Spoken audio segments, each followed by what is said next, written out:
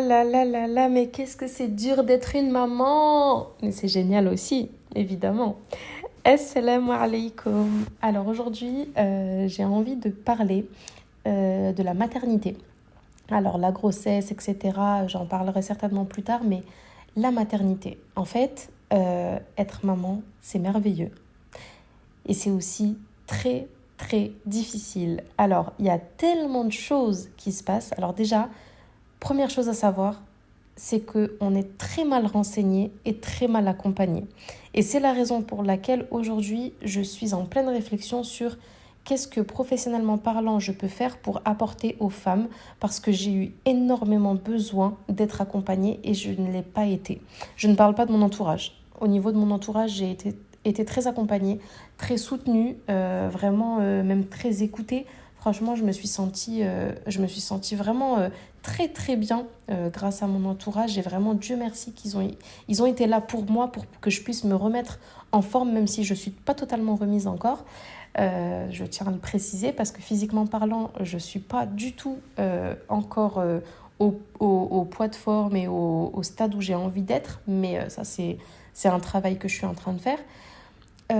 Mais au-delà de ça, je ne m'attendais tellement pas à tout ce qui s'est passé après mon accouchement. Et j'ai besoin vraiment d'en parler et j'ai besoin d'apporter et j'aimerais même accompagner toutes celles qui ont aussi ce besoin-là parce que en fait, on est extrêmement accompagné pendant la grossesse. Pendant l'accouchement, on est accompagné aussi et on est vraiment bien entouré. Je parle uniquement des professionnels de santé. Et une fois qu'on accouche, on reste un petit peu à l'hôpital et quand on rentre à la maison, waouh, c'est dur. C'est dur parce qu'on se dit, mais qu'est-ce qu'on va faire avec ce petit bébé? Comment est-ce que ça va se passer? J'ai plus le petit bouton rouge là, à la maternité où je peux appuyer et me dire, oh, il y a quelqu'un qui va arriver, si j'ai une question, tout va bien se passer. Mais c'est tellement dur. Moi vraiment, alors c'est mon expérience personnelle, hein, peut-être que d'autres personnes le vivent super bien et j'espère que tout le monde le vit super bien, mais je sais que c'est pas le cas et c'est pour ça que j'en parle. Euh, C'était très très dur de se retrouver à la maison et de se dire, mais waouh, maintenant je suis responsable d'un bébé.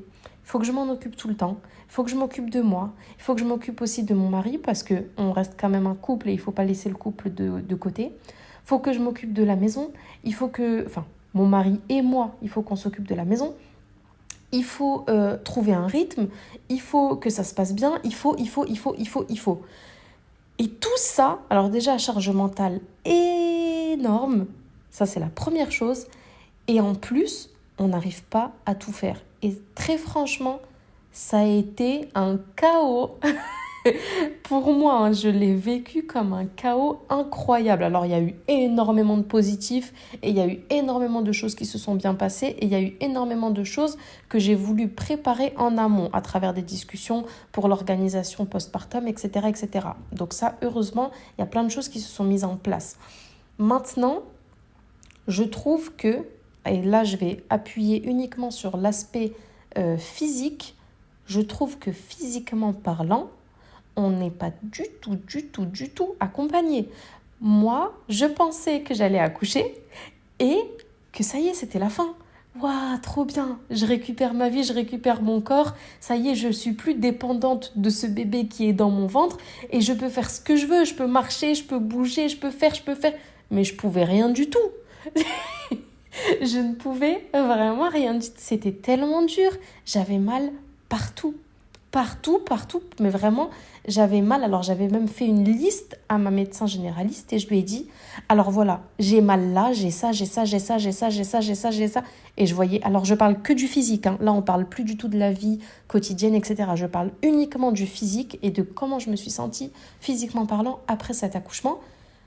Eh ben, c'était horrible parce qu'encore une fois, je le répète, je suis quelqu'un qui fonctionne énormément au physique et je suis énormément à l'écoute de mon corps. Et en fait, eh ben, il y avait tout mon corps qui n'allait pas bien.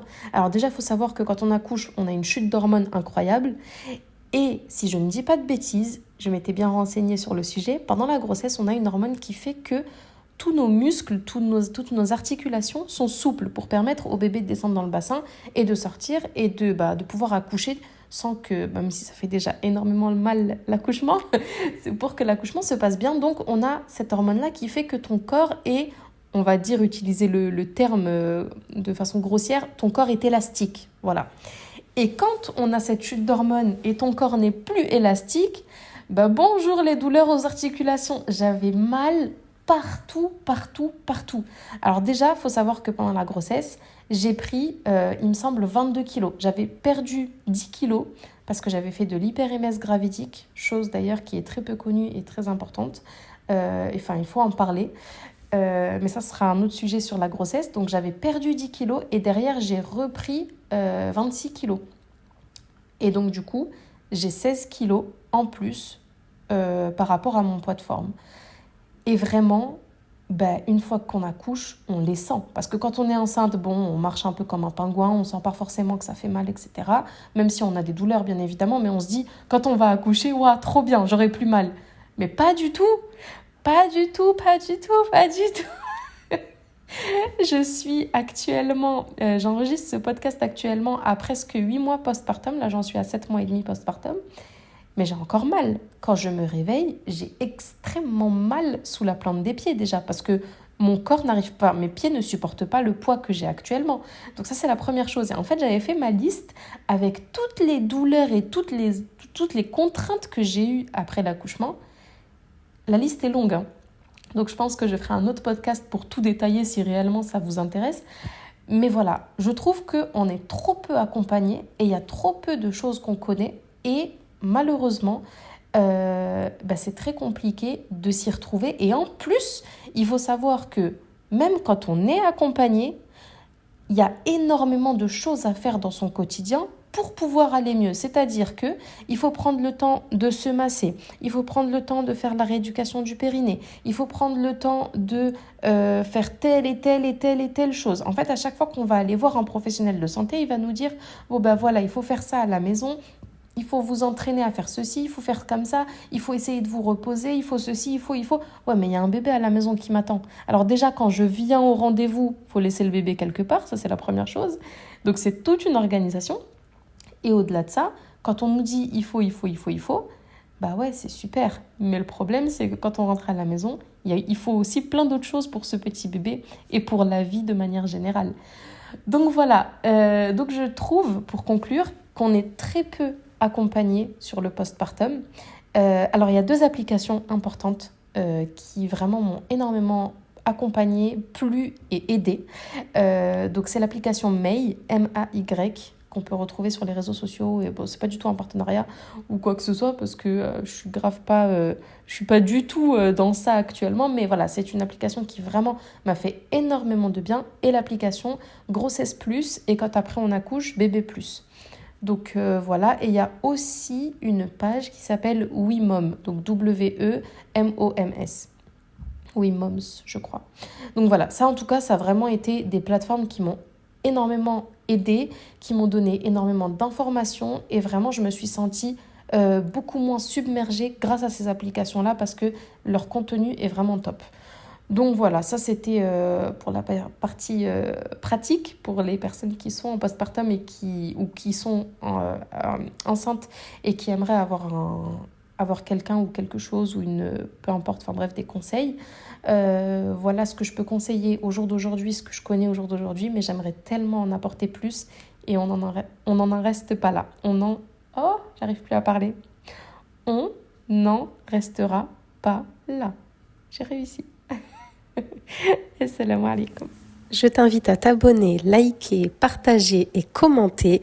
On se retrouve, Inch'Allah, tous les vendredis pour un nouveau podcast. Alors pense bien à activer ta cloche pour recevoir la notification. Assalamu alaikum.